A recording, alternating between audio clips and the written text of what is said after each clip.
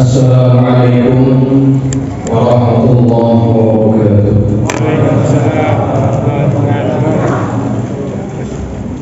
Alhamdulillahilladzi anzala ala 'abdihi al-kitaba wa lam yaj'al lahu 'iwaja.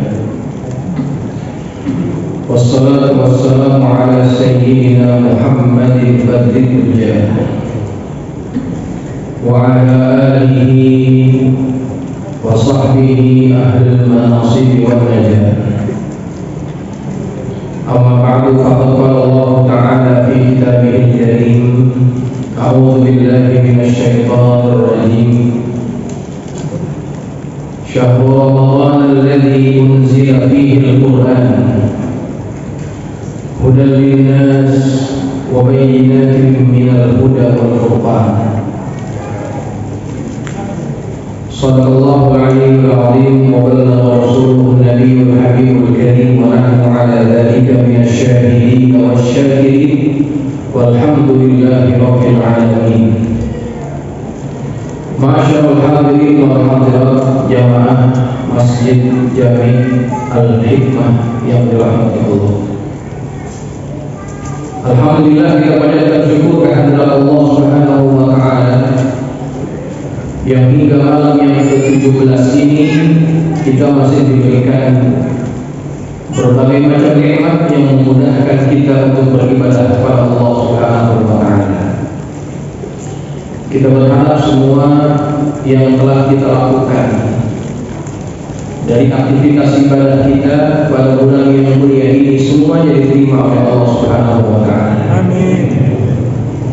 Hadirin hadirat jamaah yang dirahmati Allah, malam ini kita mengadakan peringatan malam nuzul Quran, malam diturunkannya Al-Quran.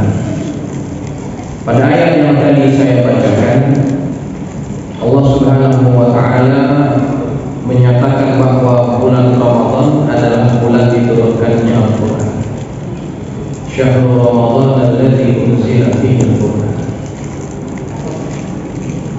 Ramadan dipilih menjadi bulan diturunkannya Quran karena memang Ramadan ini adalah bulan di mana Allah turunkan semua kitab-kitab samawi. Sejak Suhuf Ibrahim sampai Al-Quranul Karim, itu semuanya diturunkan pada bulan Ramadan. Dalam satu hadis dari sahabat Wasilah bin Al-Asqa, hadis ini diriwayatkan oleh Imam Ahmad, statusnya cukup kuat, hadisnya hasan. Nabi sallallahu alaihi wasallam bersabda, unzilat suhuf Ibrahim fi awwal lailatin min Ramadan wa unzilat at-Taurat li sittin madayna min Ramadan wa unzila al-Injil li 13 khalat min Ramadan wa unzila az-Zabur li 18 khalat min Ramadan wa unzila al-Quran li 24 khalat min Ramadan. Suhuf Ibrahim itu diturunkan pada malam pertama daripada bulan Ramadan. Kemudian kitab Taurat diturunkan oleh Allah juga pada malam yang ke-6 daripada bulan Ramadan. Kitab Injil Allah turunkan pada malam yang ke-13 daripada bulan Ramadan. Kemudian kitab Zabur diturunkan pada malam yang ke-18, dan kitab suci Al-Quran diturunkan pada malam yang ke-24 daripada bulan suci Ramadan. Ada yang pernah dengar hadis ini atau tidak? Jadi berdasarkan hadis ini, Al-Quran itu turunnya bukan 17, tetapi malam yang ke-24. Lalu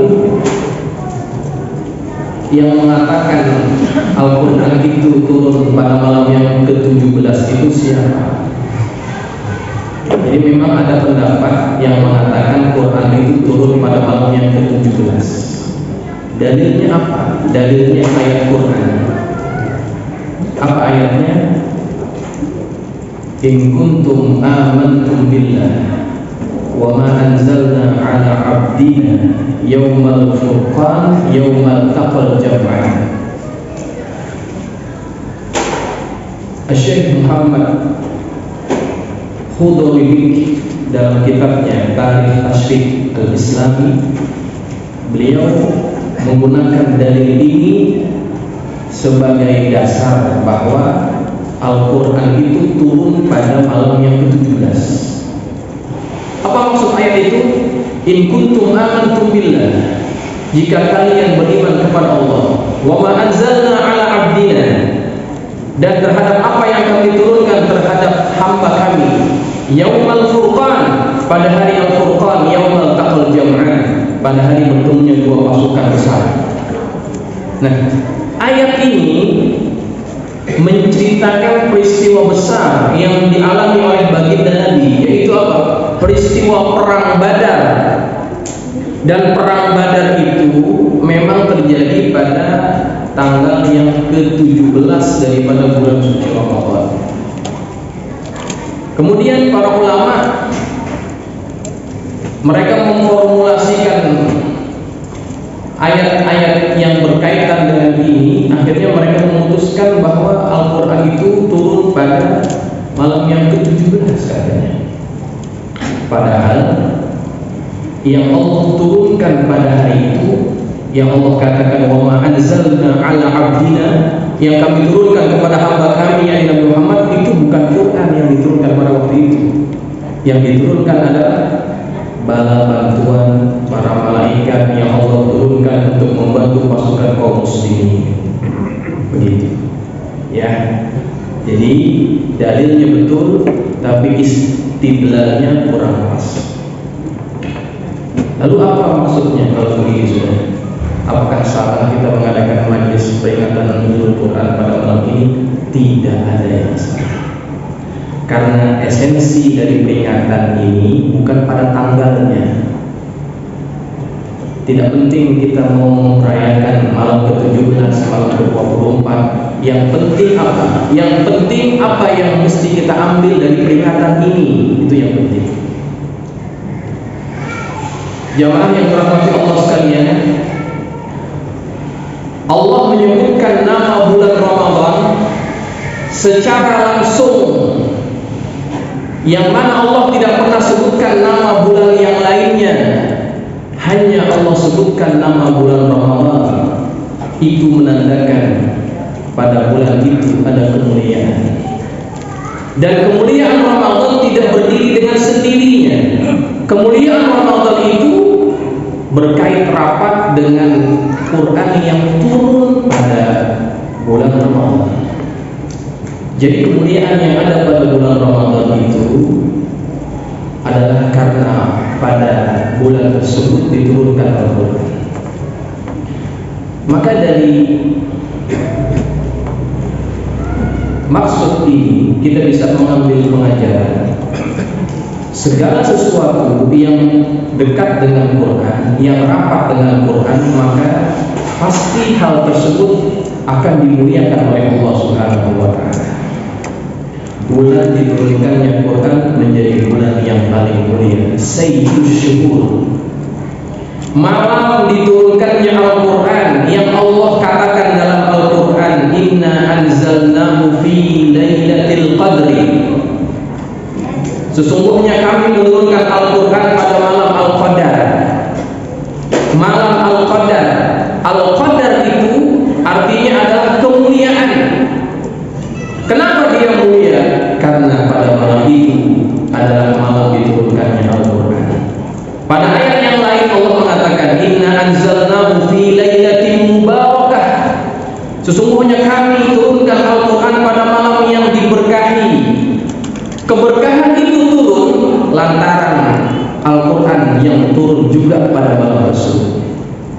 Maka jemaah yang dirahmati Allah, segala sesuatu yang berkait rapat dengan Quran maka pasti dia akan diberkahi, pasti akan dimuliakan oleh Allah Subhanahu wa taala. Kota di mana tempat Quran itu turun menjadi kota yang paling mulia, Makkah Al-Mukarramah, kota Mekah yang dimuliakan.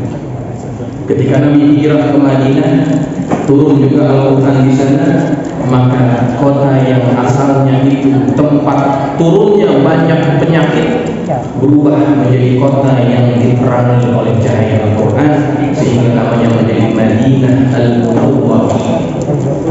Segala sesuatu yang berkaitan dengan Quran maka dia pasti mulia. Ini menjadi formula baku. Kalau kita ingin hidup mulia, maka kita harus dekatkan diri dengan Al-Quran. Ada seorang ulama yang terkenal yang disebutkan namanya adalah Sayyiduna Bishr Al-Hafi. Dia lebih dikenal dengan gelarannya Al-Hafi, yang tukang nyeker kata orang Betawi. Bishr bin Al-Harith,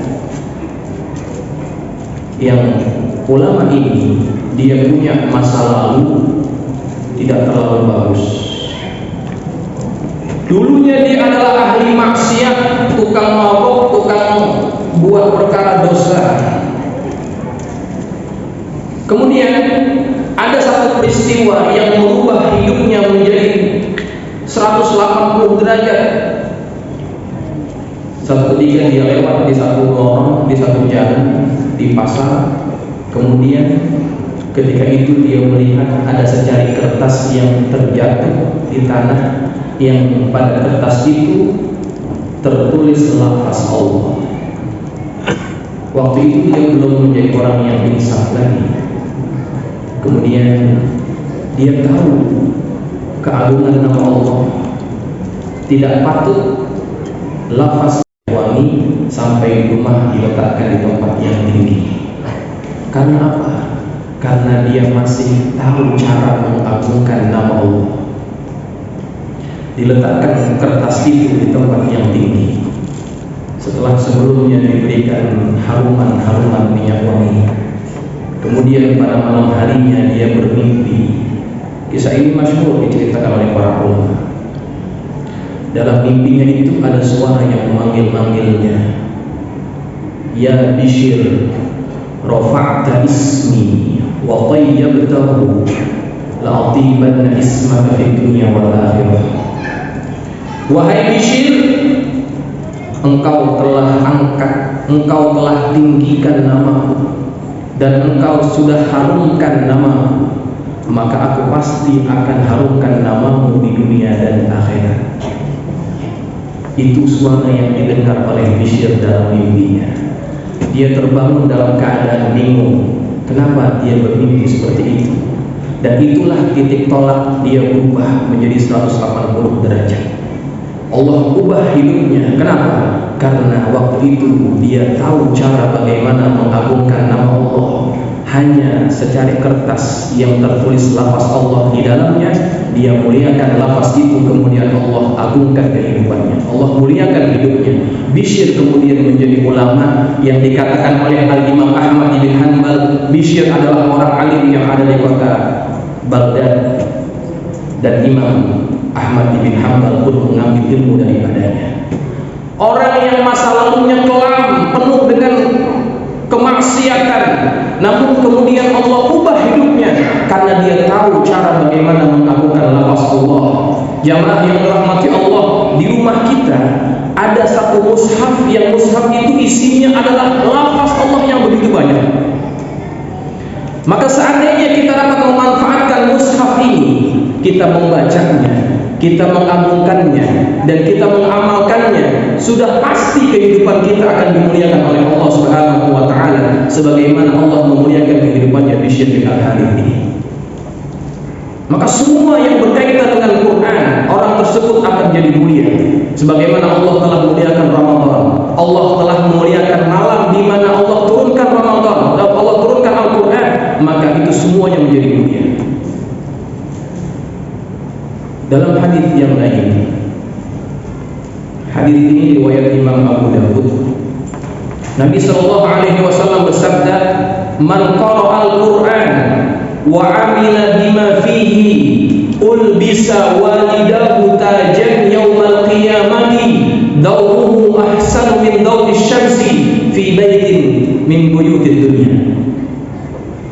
Kata Nabi, barang siapa orang yang membaca Al-Quran kemudian mengamalkan isinya, maka kedua orang tuanya akan dipakaikan mahkota. Yang mahkota itu cahayanya lebih indah daripada cahaya matahari yang menerangi rumah-rumah yang ada di dunia. Hadis ini menunjukkan bahwa ketika seorang anak dia suka membaca Quran, kemudian dia mengamalkan isi Al-Quran itu, maka orang tuanya, bukan dia, orang tuanya akan dipakaikan mahkota kemuliaan. Dalam riwayat yang lain, Allah pakaikan kepada orang tuanya itu pakaian kebesaran, yang ketika dipakaikan mahkota itu ataupun pakaian itu, orang tua ini merasa kebingungan. Ya Allah, ini dari mana? Kenapa aku dapat kemuliaan yang sebegini rupa? Kata Allah, ini berkat anakmu. Anak yang membaca isi Al-Quran kemudian mengamalkan isi daripada Al-Quran, orang tuanya dapat kemuliaan. Kalau orang dipakaikan mahkota, sudah tentu dia pasti masuk dalam surga. Bagaimana mungkin orang masuk neraka dipakaikan mahkota kemuliaan itu? Pasti orang tersebut masuk ke dalam surga Allah Subhanahu wa taala. Bayangkan jamaah, kata Nabi, "Lau kanat fikum fama zannukum billadzi 'amila bihaza." Seandainya kalian menjadi orang tua yang dipakaikan mahkota itu, bayangkan bagaimana dengan anak yang membaca dan mengamalkan isinya. Apa yang akan dia dapat? Kalau orang tuanya saja sudah begitu mulia keadaannya, bagaimana dengan anaknya yang membaca dan mengamalkan isi Al-Quran itu? Sudah pasti lebih mulia, lebih banyak ganjaran yang Allah berikan kepada orang tersebut.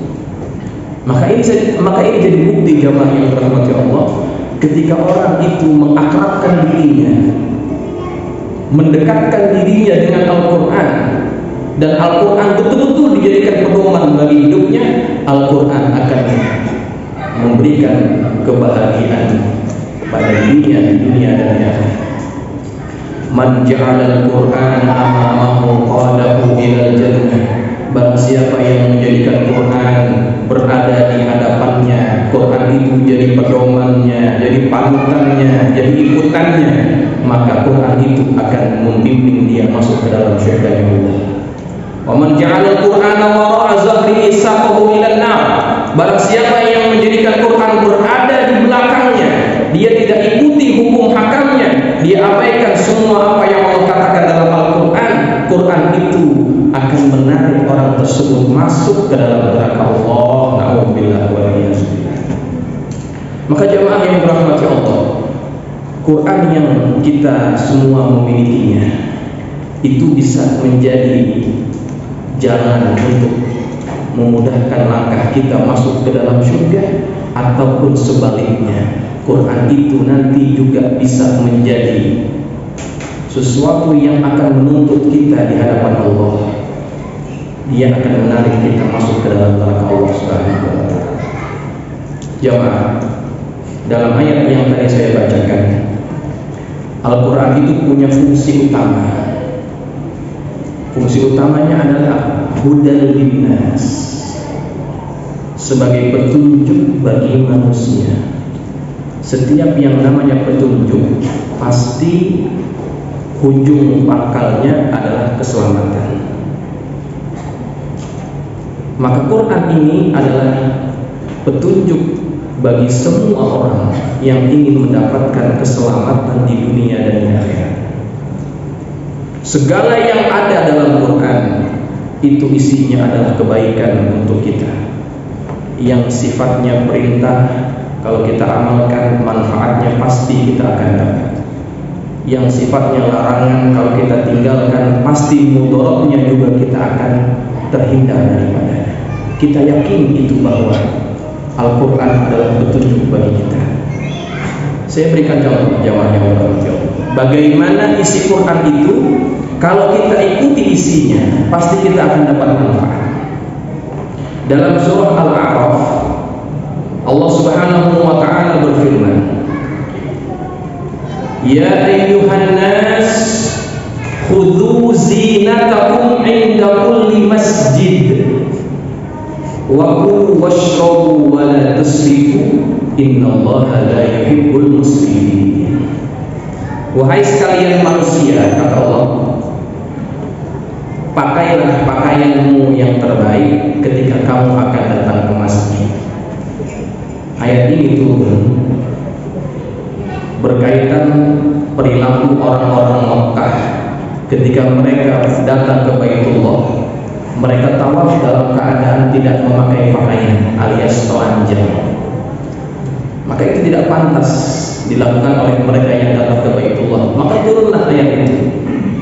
Ya ayyuhan nas, khudhu zinatakum inda kulli masjid. Nah, pada lanjutan ayat itu Allah Subhanahu wa ta'ala berfirman, wa kulu washrabu wa la tusrifu. Makanlah dan minumlah, tetapi jangan berlebihan. Saya mau tanya kepada para jamaah, ini ayat menggunakan fi'il amr. Fi'il amr itu perintah. Lalu perintah pada ayat ini sifatnya itu wajib atau sunnah atau apa? Makanlah, minumlah, jangan berlebihan. Ini wajib atau sunnah atau mubah? Wajib ya. Apakah semua fi'il amr itu fungsinya lil wujub ataupun ada fungsi lain? Baik, kalau kita katakan bahwa pada ayat itu berisi perintah yang sifatnya wajib, misalkan ya, makanlah dan minumlah tapi jangan berlebihan. Kalau kita katakan wajib, maka siapa yang makannya nambah pasti dia berdosa. Betul kan? Karena kita katakan tadi wajib kan? Makanlah dan minumlah tapi jangan berlebihan. Maka siapa yang suka nambah ketika makan pasti dia dosa. Karena perintahnya jelas, jangan berlebihan ketika kita makan. Ya, maka pada ayat ini walaupun fi'ilnya amr, dia tidak berarti perintahnya itu sifatnya wajib. Dia cuma sifatnya anjuran saja. Ya. Tetapi ayat ini kalau kita amalkan manfaatnya kita akan dapat. Kata Imam Ibnu Katsir, dia mengomentari ayat ini, kalau kamu ingin sehat, amalkan ayat ini. Bagaimana caranya itu? Amalkan ayat ini bisa sehat. Kalau kita pengen sehat, kita mesti makan, Pak. Kita mesti minum, betul tidak? Kalau kita sakit, kita pergi ke dokter, dokter akan suruh kita apa? Pak, jangan lupa makan, betul nggak? Jangan lupa minum. Karena kalau orang yang ingin sehat, dia perlu makan, dia perlu minum. Karena dengan sebab makan dan minuman itulah dia akan dapat nutrisi, dan nutrisi itu dia bisa dapat kesehatan. Maka kata Imam Ibnu Katsir, ayat ini berisi cara untuk kita dapat kesehatan. Makan, minum, tetapi ada ketentuannya. Kalau kalian makan tidak sesuai dengan perintah Allah, bukan kesehatan yang akan kalian dapat. Makanya ada ketentuan itu.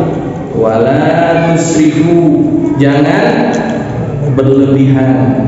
Ketika kita makan tidak sesuai dengan perintah Allah, kita makan secara berlebihan, bukan sehat yang kita dapat, malah apa? Malah sakit. Kebanyakan makan yang manis, sakit apa? Diabetes. Kebanyakan makan yang gurih-gurih, jadi apa? Kolesterol. Makan yang asin-asin jadi apa? Darah tinggi. Makan kacang-kacangan jadi apa? Asam urat. Maka segala yang berlebihan itu tidak sesuai dengan perintah Allah. Ketika itu kita tidak amalkan, yang kita dapat bukan manfaat tetapi mudarat. Ini ayat bukan perintah yang sifatnya wajib, dia hanya anjuran. Kalau kalian makan, kalau kalian minum, silakan makan apa saja, tetapi jangan berlebihan. Tuh, saya ambil contoh Pak ya. Ada seorang tokoh di Malaysia, karena saya lama di Malaysia, saya ada tokoh yang saya kenal lama aja namanya. Namanya Dr. Mahathir Muhammad. Kenal ya? Kenal ya? Kenal di mana? Dr. Mahathir Muhammad ini orangnya masih hidup, umurnya 97 tahun. Kalau nggak salah ya, 97 tahun. Ada nggak jamaah Masjid Al-Hikmah yang umurnya segitu? Ada? Paling tua berapa sih? 80. 90 di Jakarta, 90 lebih ya. Kebanyakannya, kalaupun masih hidup, paling udah tinggal di balai aja udah biasanya. Udah nggak kemana-mana biasanya, ya. Tapi orang tua ini, Mahathir Muhammad, umurnya 97 tahun, tidak pikun, masih bisa ceramah dalam keadaan berdiri. Kalau jalan nggak pakai tongkat, naik tangga masih bisa tanpa ditutup, masih bisa bawa mobil. 97 tahun. Kita ada yang umurnya udah 60, naik tangga aja susah banget. Mau sujud, lutut mau dilipat itu susahnya bukan main. Ada yang begitu kan? Nah, ada yang bertanya, sering kali ditanya oleh wartawan, Tun itu gelar kehormatan ya, gelar paling tinggi dalam masyarakat Malaysia. Tun katanya, apa rahasianya sampai setua ini masih segar bugar, masih sehat? Apa kata dia? Dia selalu jawab dengan konsisten. Kata dia, saya amalkan petua ini nasihat ya. Saya amalkan petua dari ibu saya. Apa petuanya? Berhenti makan ketika sedang sedap-sedapnya. Berhenti makan ketika lagi enak-enaknya, berhenti. Bisa begitu kan? Lagi enak-enak makan kita berhenti. Nah, itu yang diamalkan oleh Mahathir Muhammad. Kalau kita kan enggak Pak. Kalau lagi giliran enak, kita tambah. Kalau ada yang nasihatin, kita marah. Kalau orang lagi makan jangan dilarang. Tuh kita nasi udah sepiring mumpung, sopnya satu mangkok, lahap kita habiskan itu nasi, itu sop pakai nambah lagi. Dan itu kita lakukan terus menerus. Kita tidak sadar bahwa kita mengabaikan tuntunan Quran. Maka apa yang kita dapat? 60 tahun udah pada sakit. Betul kan? Betul ya? Nah, yang diamalkan oleh Mahathir Muhammad, walaupun dia tidak sebut itu adalah Al-Quran, tapi poinnya sama dengan apa yang tadi saya katakan. Makan dan minum jangan berlebihan. Ketika kita mengikuti cara makan dan minum sesuai Al-Quran, maka pasti kebaikan itu akan kita dapatkan. Ini poin pentingnya. Ini baru pada perkara makan saja. Kita ikuti itu, kita akan dapat manfaat. Dan ini perkara yang tidak sifatnya wajib, Bagaimana dengan perintah-perintah yang sifatnya wajib dalam Quran? Kalau kita lakukan, manfaat apa yang akan kita dapat? Tentu yang kita akan dapat lebih besar daripada itu. Hanya saja kita tidak mengetahuinya. Kalau kita mengetahui semua hikmah di balik perintah Allah, kita pasti akan mengerjakan perintah itu tanpa merasa terbebani sedikit. Termasuk ibadah puasa ini. Wa antasumu khairul lakum, kan kata Allah begitu kan? Wa antasumu khairul lakum. Kalau kamu puasa maka itu baik bagi kamu. Kita merasa puasa ini beban, padahal di sebalik perintah pasti ada manfaat. Itu kaidahnya. Setiap perintah yang Allah katakan dalam Quran pasti ada faedahnya, pasti ada manfaatnya. Begitu juga dengan larangan Allah. Setiap larangan pasti akan mudarat yang Allah kehendaki agar kita tidak mendapatkan mudarat itu. Maka jamaah yang dirahmati Allah, inilah fungsi Quran. Sebagai apa? Sebagai hudan linnas, petunjuk bagi manusia. Ketika orang mengamalkan isi Quran, Quran itu akan menjadi alat untuk dia dapat mencapai kebahagiaan, keselamatan di dunianya ataupun di akhiratnya. Itu pasti. Ya, tidak bisa kita ragukan lagi. Maka jamaah yang dirahmati Allah, Ramadan ini adalah waktunya kita mengakrabkan diri kita dengan Al-Quran. Jangan bermimpi kita mau ngamalin Quran kalau kita nggak demen baca Quran. Maka cara pertama untuk kita bisa mengamalkan isi Quran, kita harus mengakrabkan diri kita dengan Quran. Bagaimana cara mengakrabkannya? Sering-sering lihat, sering-sering baca. Dengan sebab sering-sering baca, sering-sering lihat, akan hadir cinta pada hati kita. Dengan sebab itu akan terbuka keinginan untuk mempelajari isinya.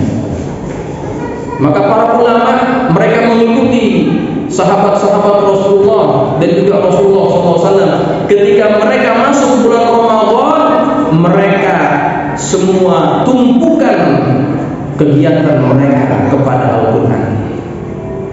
Al-Imam Malik bin Anas, beliau ini ahli hadis, ulama hadis terkemuka. Kitab hadis pertama kali yang dicetak itu adalah kitabnya beliau, kitab Al-Muwatta. Ketika masuk bulan Ramadan, dia nggak mau ngajar hadis. Apa yang dia buat? Dia hanya ingin fokus kepada Al-Quran. Karena bulan Ramadan adalah bulannya Quran. Dia optimalkan waktunya untuk mengakrabkan dirinya dengan Al-Quran. Imam Qatadah, salah seorang ulama tafsir, disebutkan bahwa kana Qatadah yahtimul Quran fi kulli sab'in. Imam Qatadah itu biasanya setiap 7 hari khatam Quran. Idza jaa Ramadan khatamal Quran fi kulli 3. Kalau masuk Ramadan dia khatam Quran setiap 3 hari. Wa idza jaa al-ashrul awakhir khatamal Quran fi kulli lailatin. Kalau masuk 10 hari yang terakhir, setiap malam dia khatam Quran. Ini soleh begitu cara mereka mendekatkan dirinya dengan Quran.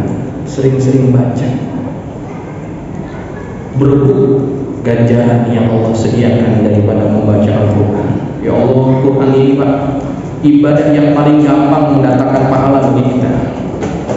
Jangankan bacanya, lihatnya saja itu sudah mendatangkan pahala. Apalagi baca, apalagi ngamalin. Masya Allah. Definisi Quran kan begitu. Kitabullah al-munazzal ala nabiyyina Muhammad sallallahu alaihi wasallam al-muta'abbad bi tilawati. Orang kalau baca Quran dia enggak sama dengan baca kitab-kitab yang lainnya.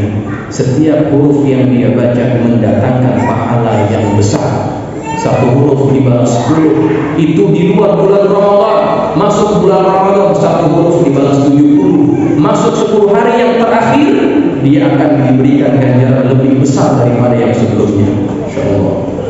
Ini para salafus saleh mereka mengakrabkan diri. Al-Imam Ar-Rabi' bin Sulaiman, muridnya Imam Asy-Syafi'i, dia mengatakan bahwa gurunya itu yakhtimul Quran sittina khatmatan. Imam Syafi'i kata muridnya, dia mengkhatamkan Quran itu sebanyak 60 kali dalam sebulan. Itu di luar sholat, belum termasuk sholat. 60 kali, Masya Allah. Orang sekarang kita lihat kebiasaan orang dulu, kita bingung, kita terheran-heran, kok bisa? Kok bisa sebulan khatam 60 kali? Orang sekarang lihat kebiasaan orang dulu terhadap Quran, terbingung-bingung, terheran-heran. Tapi orang dulu lihat kita, mereka juga bingung. Kok bisa sebulan gak khatam Quran? Mereka bingung, sama-sama bingung kita.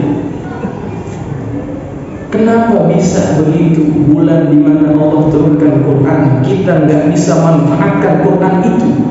Padahal inilah salah satu sarana untuk kita masuk ke dalam surga Allah. Kalau kita bisa pegang dia, yaitu Quran. Iqra'ul Quran fa innahu ya'ti yaumal qiyamati syafi'an li ashabihi, kata Nabi. Bacalah Quran, karena Quran ini nanti pada hari akhirat akan menjadi pemberi syafaat bagi orang yang selalu akrab dengannya, yang selalu baca dan mengamalkan isinya. Ini Quran kita. Maka jamaah yang dirahmati Allah, momen peringatan nuzul Quran ini mudah-mudahan kita bisa membangkitkan semangat cinta kepada Al-Quran. Terlalu banyak bukti orang yang dekat dengan Quran kemudian hidupnya jadi mulia. Terlalu banyak bukti, baik yang dulu ataupun yang sekarang, ketika mereka open dengan Quran, kata orang sekali, dia dekat dengan Quran. Ya Allah, waktu itu cuma ngajar ngaji, Pak. Waktu itu ngajar ngaji, ngajar Quran. Setelah dia mati, kuburannya dibongkar, dia pengen dipindahkan kuburan itu, kemudian didapati jasadnya yang masih utuh. Ini sering terjadi. Orang yang dekat dengan Quran, Allah haramkan bumi memakan jasadnya. Sebagai bentuk apa? Sebagai bentuk penghormatan dan kemuliaan yang Allah berikan kepada ahlul Quran. Kata Allah, kata Nabi, ahlul Quran, ahlullah. Ahlul Quran itu, orang yang dekat dengan Quran itu adalah keluarganya Allah. Tuh, kalau Allah sudah menganggap keluarga, pasti akan diberikan keutamaan dan prioritas oleh Allah Subhanahu wa Ta'ala. Maka mudah-mudahan peringatan ini bisa memberikan sedikit motivasi, membangkitkan semangat kita untuk dekatkan diri kita dengan Quran. Jangan sampai kita mati, kita nggak bisa baca Quran. Alasan apa yang akan kita berikan kepada Allah ketika kita ditanya apa yang menjadi iman? Kita nggak bisa jawab, karena Quran nggak terlalu kita baca.